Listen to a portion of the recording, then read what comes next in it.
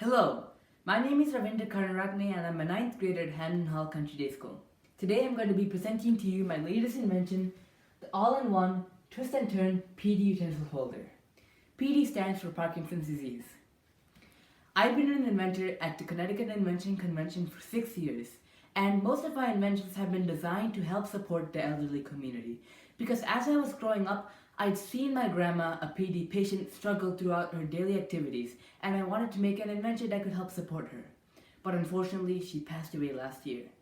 I still want to make inventions that support the PD community, and I interviewed doctors, nurses, and caregivers, and I discovered about the struggles and frustrations the PD patient has to go through throughout their daily activities, such as brushing their teeth, eating food, combing their hair, shaving, and even more. So I decided to create a multi-versatile attachment that could help support them. But first, I had to do research on alternate techniques that already existed. I discovered an invention that had a weighted grip for a utensil, and I also discovered an electrically powered utensil that could have counter vibrations, so a Parkinson's a PD patient could eat without tremors. But my invention is much better than all of these because it combines the techniques of them and also does not require input of electricity. It actually uses the power of magnets, and I'm going to show you how the physics behind my invention. So you can see a magnet here. Here's an actual magnet here too.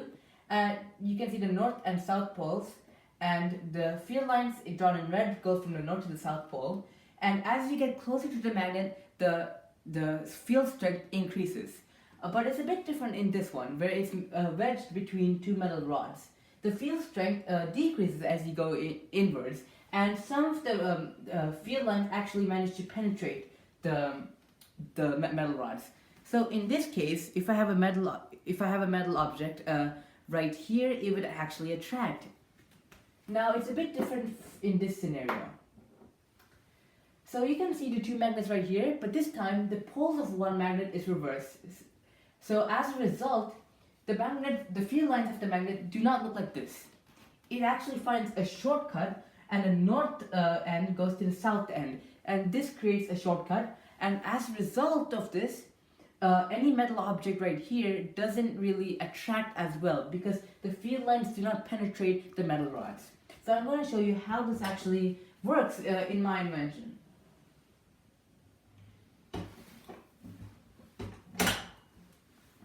So now you can see here's the same exact thing as before with two magnets. However, the poles are facing the same direction.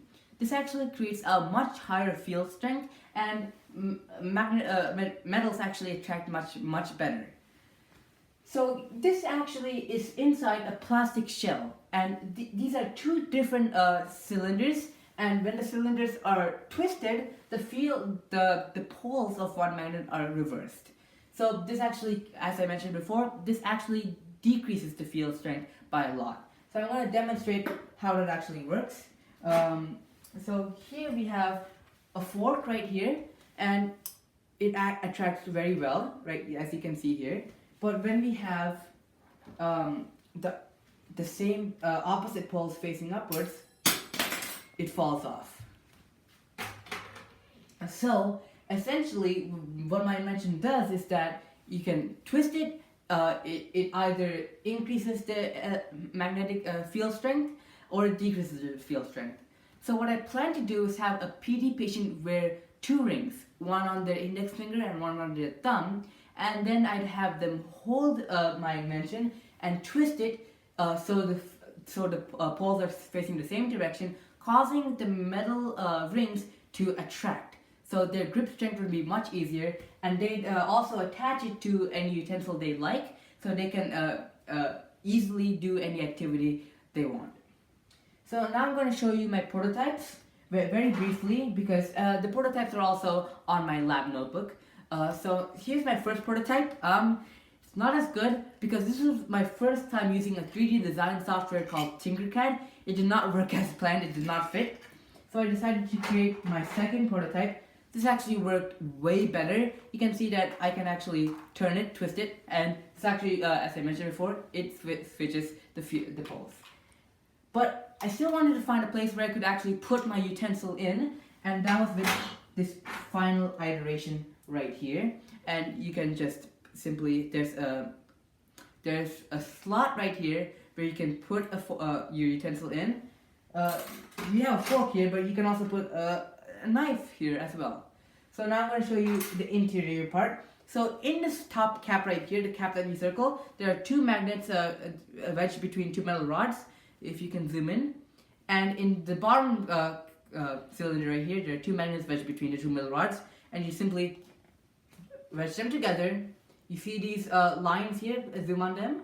You can simply turn it 180 degrees and switch the field strength. Thank you for watching this, and goodbye.